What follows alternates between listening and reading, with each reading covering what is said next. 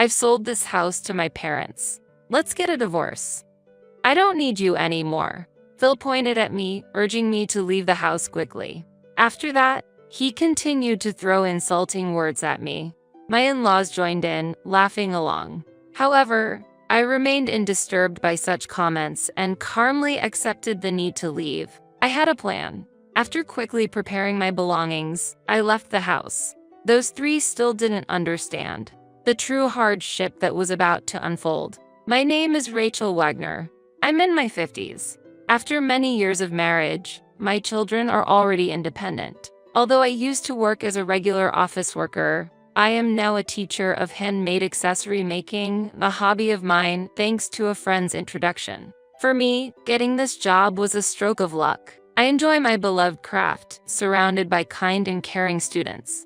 While some may frown upon continuing a hobby as a profession, I feel fortunate to be in such a wonderful environment. I met Phil at the company where I used to work. Although we were at different companies, frequent interactions due to business dealings led to a mutual attraction that led to dating and eventually marriage. 3 years after getting married, I gave birth to a healthy boy. He graduated from a top university and secured a job at a major company. He now lives with his very attractive wife. As a parent, I feel unparalleled joy. However, my daily life took a turn for the worse. Decades into our marriage, with our child out on his own, Phil's once gentle nature had vanished. "Hey, Rachel, isn't dinner ready yet?" Before I knew it, I was being treated like a convenient housekeeper, constantly ordered and directed. Worse yet, his demands changed daily. One day, he complained the soup was too strong, so I made it lighter the next day, only to be yelled at for it being too weak. Experimenting, I served the same taste every day, only to be constantly criticized for it being too strong or too weak. I had felt it before, but perhaps he was just amusing himself by troubling me. That thought was disappointing. How childish he seemed. No matter what I did, Phil would quickly become angry, frequently hurling disrespectful words at me. Living this way made me desperately want to leave, to escape from Phil at the earliest opportunity. I've thought about it countless times since he changed, but there's a reason I can't leave. It's because of an outstanding mortgage. Phil quit his job suddenly without reason and now spends his days idly at home. Despite this, he never helps with the housework. When I return from work, I find a floor littered with empty alcohol cans and snack wrappers. As a result, we're getting by on my earnings. In truth, we had just recently rebuilt our house. I provided all the funds for it. I keep the household account book, monitoring our financial situation. I've been diligently saving up, gathering funds for the house construction. I can't just leave the house I worked so hard to build. If I leave, it becomes Phil's. On top of the mortgage, there's another important reason. This house is a place filled with my hopes and dreams. The exterior, interior, and facilities were all designed according to my wishes. What I particularly like is the spaciousness of the kitchen. Our kitchen is very spacious, making it a comfortable environment for cooking. During meetings with the designer, Phil frequently interjected his opinions, but when I firmly said, "I'm providing the funds, so I'd like my wishes to be considered a bit," he fell silent. Months passed, and despite various difficulties, our house was finally completed. Not all my wishes could be met due to budget constraints, but still, our ideal home was built. I am very satisfied with the outcome. However, on the flip side, we ended up with a large mortgage due to going over budget. Having a substantial mortgage in my 50s is tough, but thinking about my dream home gives me strength. Despite it being a new home, Phil seemed dissatisfied that his opinions weren't much reflected. He complained, "This facility is unnecessary. It's a waste of money." But he gradually stopped grumbling when I ignored him. Instead, he started to leave trash around and deliberately dirtied the room. Was it out of spite? When will this situation improve? These thoughts weigh on me as I go through my days. A few months after building the house, the doorbell rang unexpectedly. There were no visitors scheduled for today. Who could it be? As I started to move slowly towards the entrance, Phil suddenly stood up as if he realized something and hurried toward the door. There was a sense of anticipation in his behavior. After a while, cheerful and lively conversation could be heard from the entrance, growing louder over time. When the living room door opened slowly, unexpected visitors were there. What? Father and mother. Yes, there stood my somewhat difficult-to-handle father-in-law, Henry, and mother-in-law, Debbie. When we first met, they had thrown demeaning words at me. At our wedding, they even complained about trivial things. Their interference continued afterward, causing me much distress. Recently, our contact had decreased, and I thought we had found some peace. But then this visit happened. Even though I politely said hello, they passed by as if I was air, deliberately bumping into my shoulder. Look, isn't this house wonderful? I want you to see various things here. Phil eagerly spoke. What a nice house. How happy one must be living in such a lovely place. The kitchen is so spacious and functional, exclaimed my mother-in-law. Indeed, it's enviable. I can see why you two would be comfortable here, praised my father-in-law.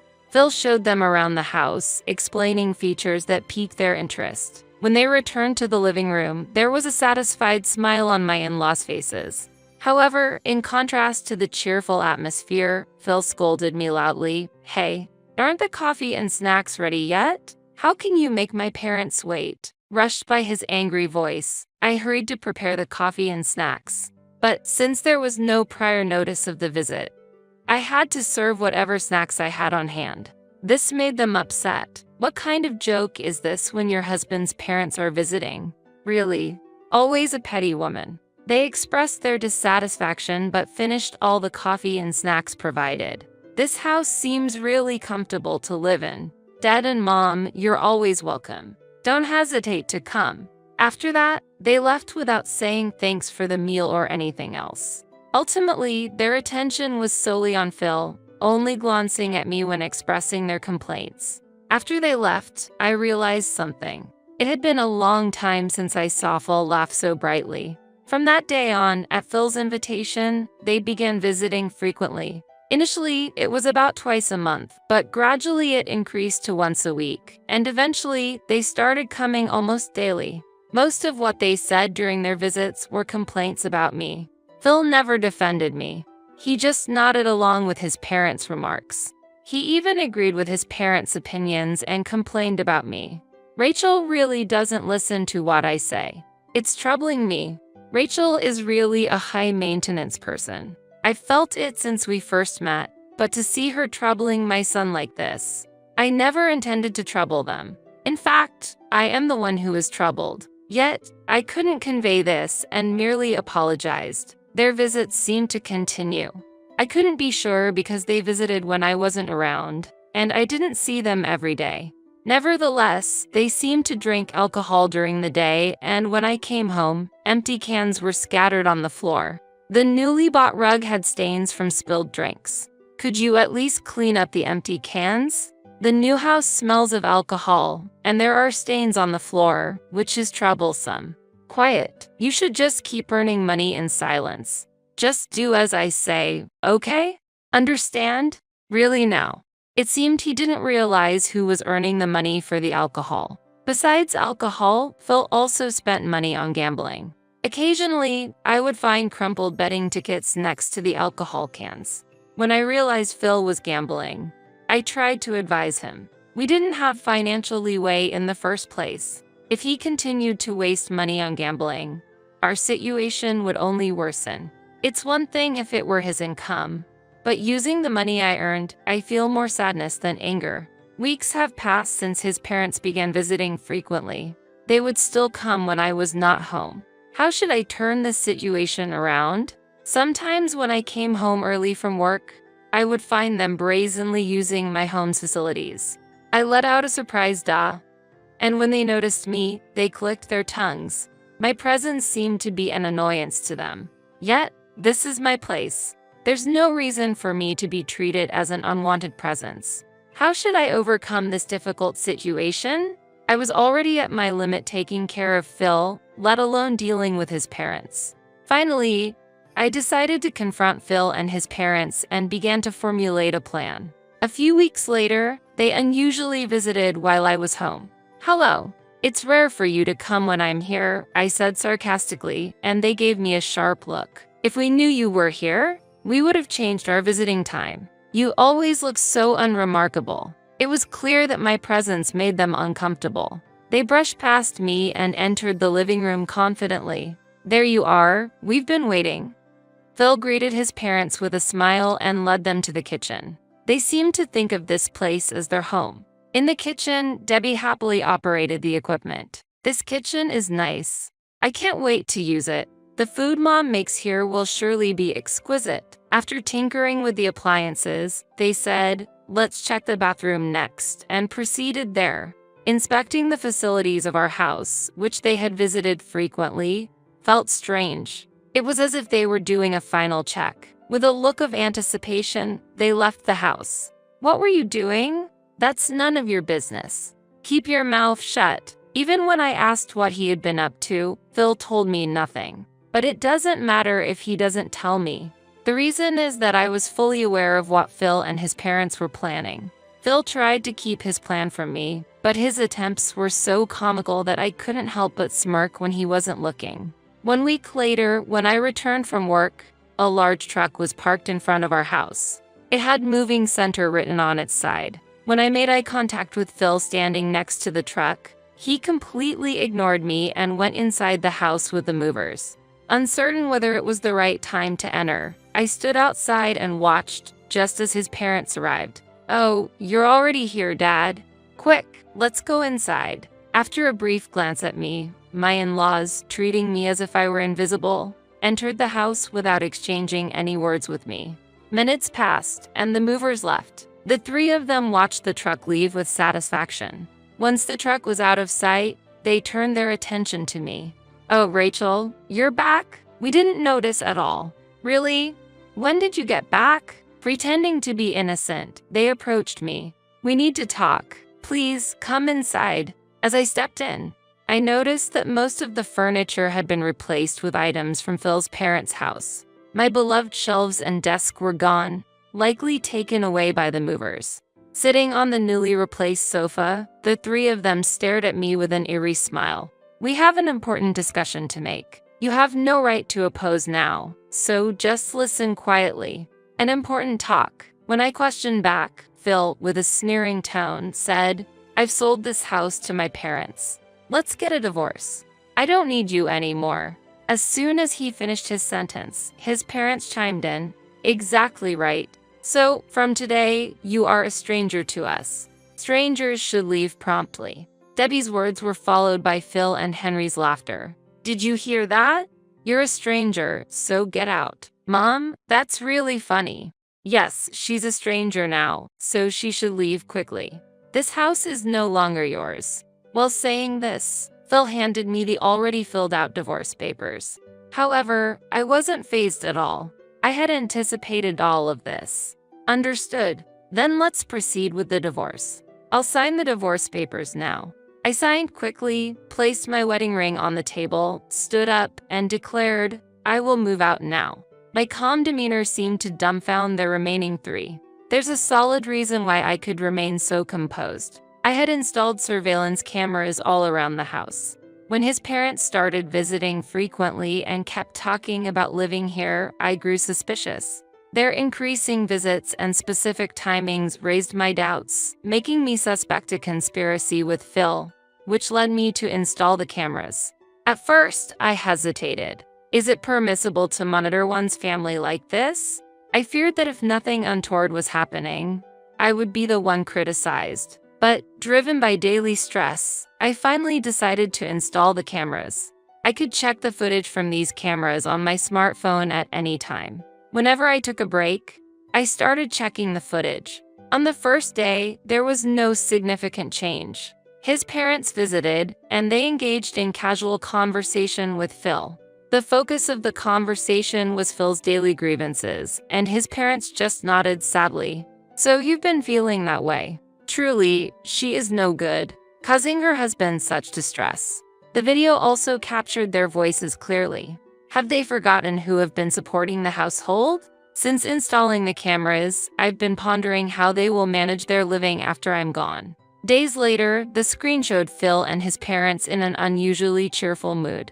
What had happened? Listening carefully, it sounded like Phil was discussing selling his house to his parents. When I first heard this, I thought it was a joke, but the discussions about selling the house continued the next day, and the day after that. It became undeniable that Phil indeed intended to sell the house to his parents. His parents were enthusiastic about the plan, discussing various projects like buying new furniture and making the house barrier-free. After hearing these conversations, I secretly began looking for a new house. The surveillance footage recorded the mover's schedule and the divorce plans.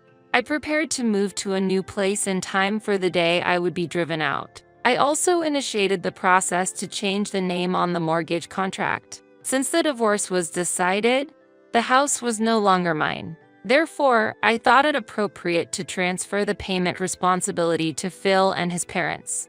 The mortgage I was paying was $2,800 a month. I doubted they could afford it, but that was to be their problem after we get divorced. I intended to refuse any requests for financial assistance. Driven out from home, I headed to my new residence. New furniture was already arranged there, and I was ready to start a new life. Exhausted, I collapsed into bed and fell into a deep sleep. Luckily, the next day was a holiday. Relieved to have started a new life away from Phil, I slept longer than usual and woke up past noon. I couldn't recall the last time I slept so soundly since getting married. I was hungry but still felt sleepy. Just as I considered sleeping a bit more, the doorbell rang. When I responded, I saw an enraged Phil and his parents. What? Why are they here? I didn't recall sharing this address. How did they find this place? Without giving me time to wonder, they barged in. Then, they suddenly produced a document. What's this? A notice for changing the mortgage name? Yes, that's right. I no longer live in that house, and effectively, we are strangers. Even so, right after I moved, they received the notice for the mortgage name change. They seemed shocked by the amount. We have no income right now. How can we pay $2,800 a month? That's right. Our pension isn't that much. They pleaded as if it was all my fault. Beside them, Phil nodded as if agreeing. No matter how much they blamed me, the situation wouldn't change. Maybe the house was a bit luxurious, but it's true that we went over the budget. But who was it that neglected to seek information and lazed around every day? Moreover, they themselves were trying to forcefully acquire a house that belonged to someone else. Had they known the actual amount of the mortgage, they probably would have reconsidered. While I remained silent, Phil, visibly angry, crumpled the document and approached me. Just so you know, I have no intention of paying such an amount. Leaving those words behind, he threw the document onto the floor. His parents remained silent about the situation, seemingly unaware of what non-payment of the mortgage would entail. I hadn't expected adults to lack such basic knowledge. You're free to choose not to pay, but do you understand the consequences? You'll end up having to pay it anyway, won't you? They seemed to misunderstand that I would ultimately be responsible for the payment. So, I elaborated on the specific consequences of not paying the mortgage. In fact, if you don't pay, late fees will be added. That means you'll need to spend more than $2,800 each month. Do you understand? Is that some kind of joke? Unbelievable. You're the ones who are misunderstanding. Why don't you check the details yourself? After that, Henry encouraged Phil to verify, and Debbie showed a similar response. Seconds passed, and Phil's expression gradually turned serious as he started operating his smartphone. I can't believe this is happening. I told you the cost would increase if you delay. You can find this information online. The three of them stared at Phil's smartphone. Debbie was the first to speak up. We don't have any money. Oh, right. What about savings? What's happening with the division of assets? There are none. Since Phil hasn't been working and squandered everything on gambling, there are no assets left to divide. I stated this definitively, causing Phil's face to turn even paler. So, I recommend you give up and look for a job. It's a waste of time to linger here. What do you mean? We've been together for years. Don't you think you should help out a bit? Do you realize how much we've supported you? I had no memory of being supported. I couldn't recall any assistance from his parents. I haven't received any help. I communicated this clearly and understandably, but they kept pleading, trying to rebuild our familial relationship and revive our marriage. I found it bothersome to even engage with them anymore. I forced the noisy trio outside and called the police, reporting that there were loud people outside. I treated their complaints as if it was someone else's problem. Indeed, in reality, they were now strangers. As a result, they were taken away by the police for causing a disturbance outside my house. After the police inquiry, they decided they couldn't afford the mortgage for economic reasons and moved to a small apartment out of town. I heard they finally understood the importance of working and were striving to find jobs, though unsuccessfully. Phil, however, managed to find a part-time job and was barely supporting the two of them with his modest income. As for me, I'm busy with work, but started a blog about my handmade crafts, which has doubled my income. The blog has received a lot of positive feedback, and I've been getting more requests to teach at handcraft workshops. Now, I prioritize living an independent life over marriage. During this time, I found the household ledger from when I was living a frugal life. The memories.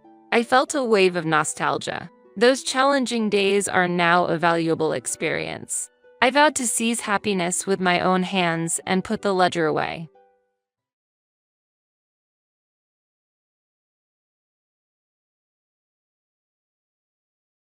I'm a little shocked that you would criticize my mother-in-law.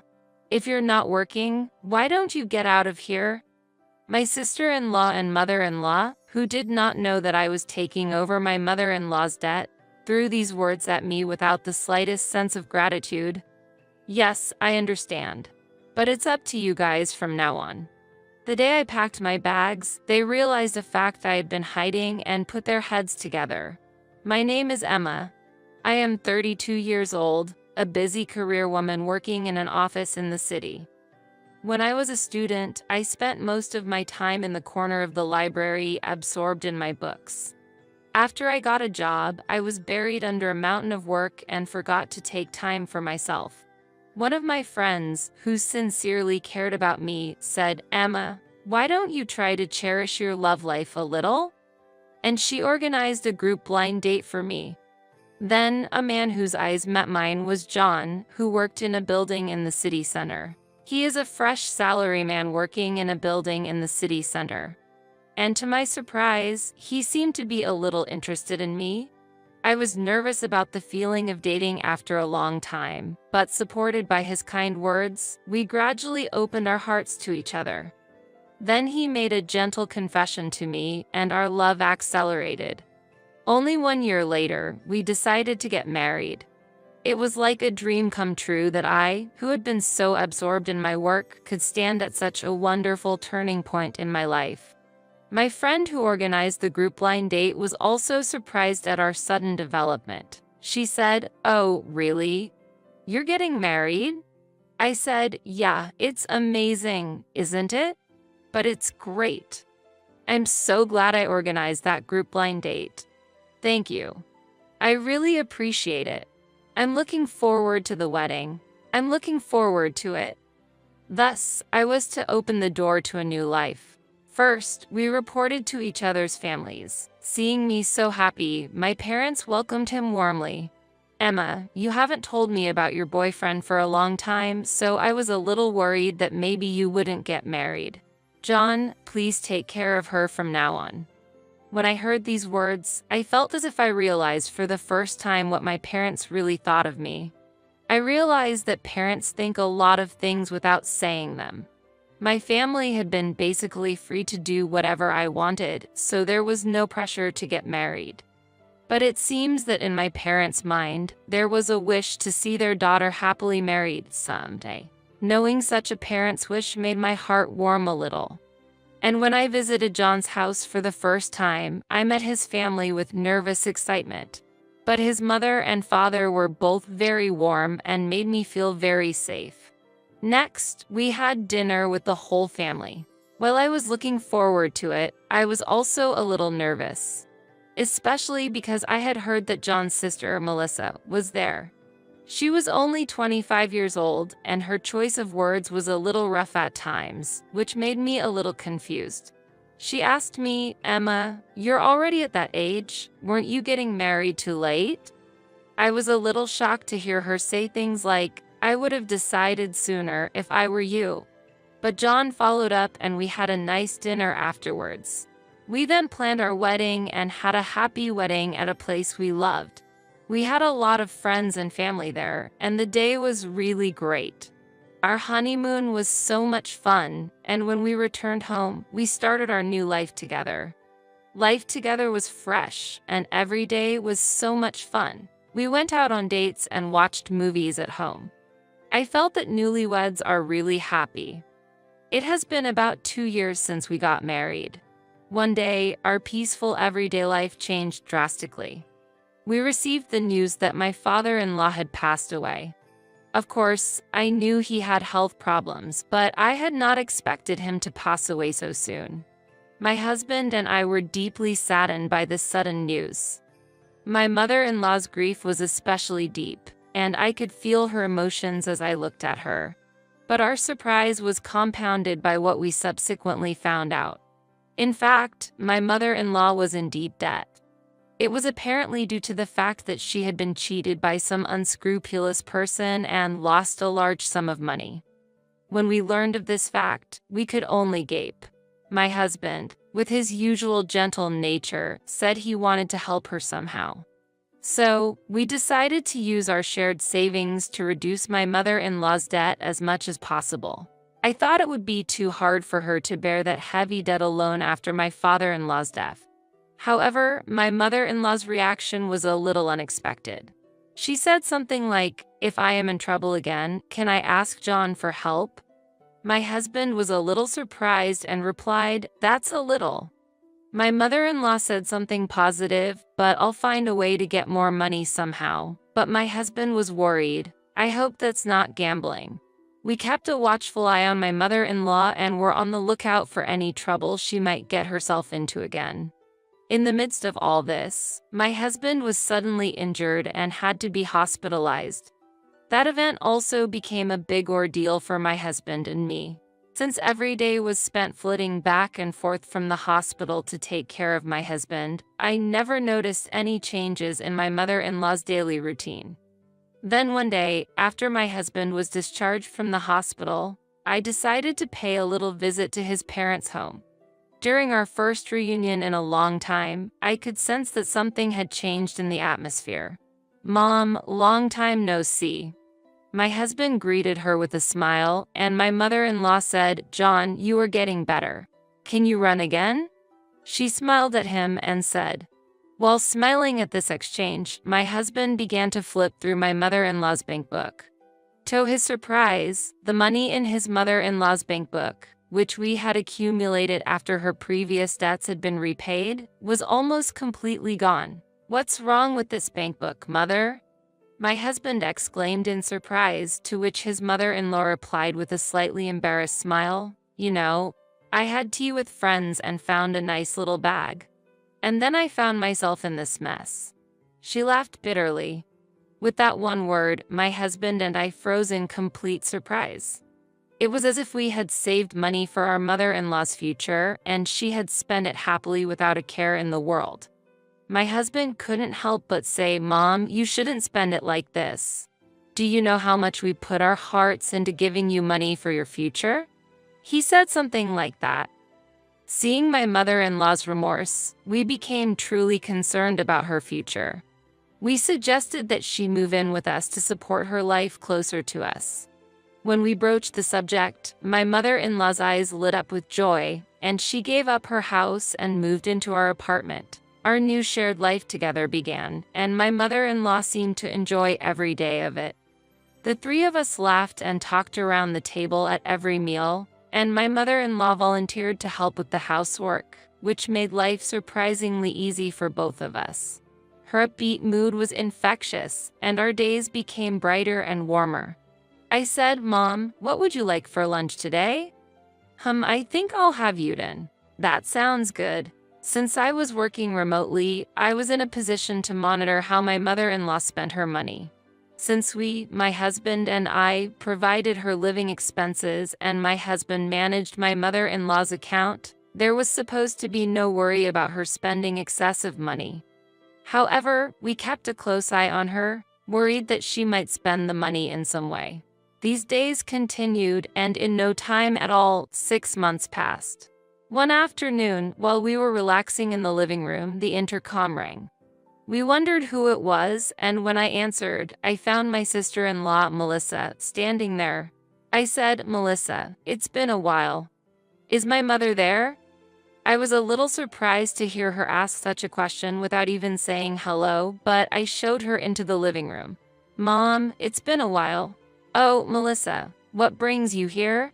"I just wanted to see your face once in a while." "Thanks, I'm glad you're here. How are you?" "Of course. I'm fine. John is with me." "So, do you want to go to lunch with me?" "Sure, let's go." Melissa must have taken my mother-in-law to a restaurant or something. We decided to wait at home. When they came home in the evening, we looked at them and their faces changed. Then Melissa said, "Emma, you are tormenting my mother, aren't you?"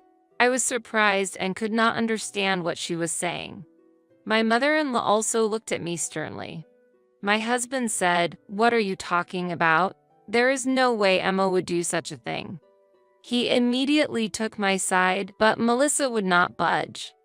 "John is being deceived too. Mom says she can't go outside and she hears Emma is saying things inside the house." We could only be amazed. Indeed, there were times when my mother-in-law would ask to go shopping and we would refuse because she would waste money. Also, my mom said you were taking her money. I had to admit that this statement surprised me. Did my mother-in-law think so, or did Melissa blow it that way? In any case, it seemed that Melissa and my mother-in-law had joined together in accusing me. "Now, what do you want from me?" I was about to feel like I was bewitched by a fox. What on earth did they want to tell me? I wondered if they just wanted to say something to me. At that moment, my sister-in-law said something I never thought she would say. She said, "I want you to leave our house. I feel like my mother can't really live happily with you. Because I can't believe you treat my mother-in-law so coldly." Her face clouded over. My mother-in-law looked as if she wanted to say something and turned to me. "If you were gone, I would be able to relax and enjoy my time with John and Melissa." I was surprised by her words, but I could not say anything. In fact, they did not know that I had previously paid off her debts for my mother-in-law by cutting into my savings. Looking back, I probably should have made it clear to them at the time that I had not taken it out as our marital savings, but as my own. When I looked at my husband's face, he looked very angry. His hands were clenched and his body was shaking a little. Melissa said, "My mother and I are going to live here together from now on. So, I want you to leave," my sister-in-law said again. Taking a deep breath for a moment, I answered my sister-in-law, "I understand, but I won't get involved in what happens next." After that exchange, my husband and I decided to leave the house. And on the day we moved out, they were surprised to discover one truth. "Looks like you've made arrangements to move out right away after all." "Yes, I have something to tell Melissa." "Yes, what is it?" My husband chuckled and said, "Actually, I'm getting older and I was thinking that I should put the house in Melissa's name." My sister-in-law's eyes sparkled and she said, "Really? It's going to be my house?" she said excitedly. My husband quietly produced the documents for the change of name and said, "As long as you sign here, that's all right." My sister-in-law happily said, "I can't believe I have my own apartment," and signed it. My husband and I looked at each other stealthily and exchanged smiles at the success of our plan. "Well, it's time to start getting ready to leave." "What, John? Are you really leaving?" "Yes, I've decided to leave too." "Oh, even John is leaving?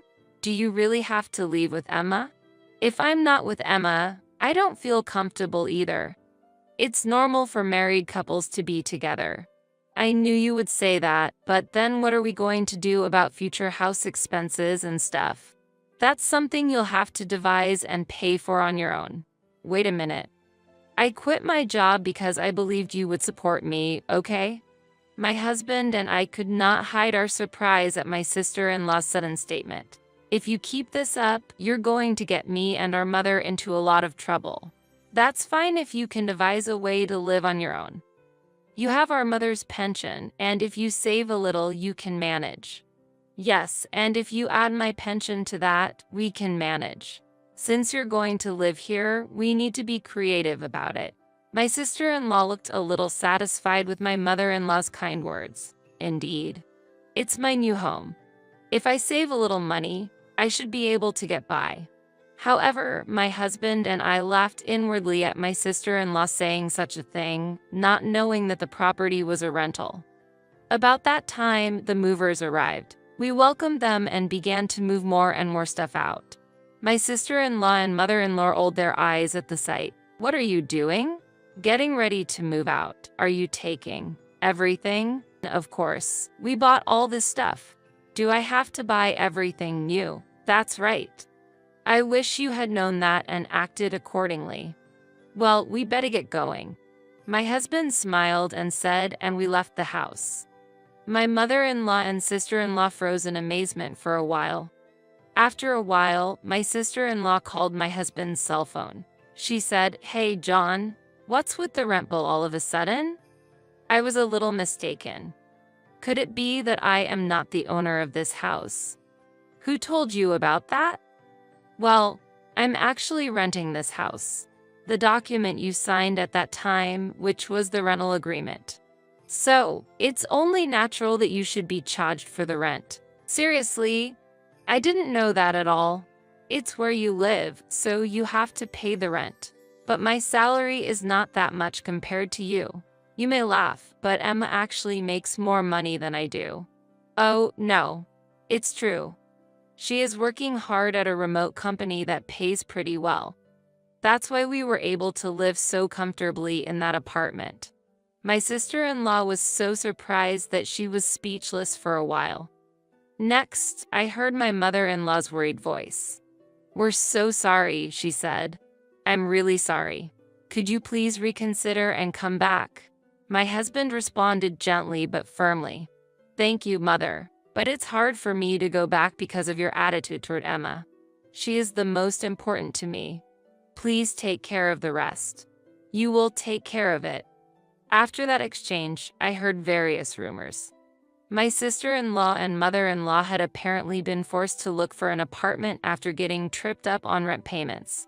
They are now trying to make do in a small apartment that is barely big enough for the two of them to live in, but it is said that they are having financial problems and occasional fights. They are also concerned about the neighbors' eyes on them. John and I have started a new life in our new house. Every day is fun and full of happiness.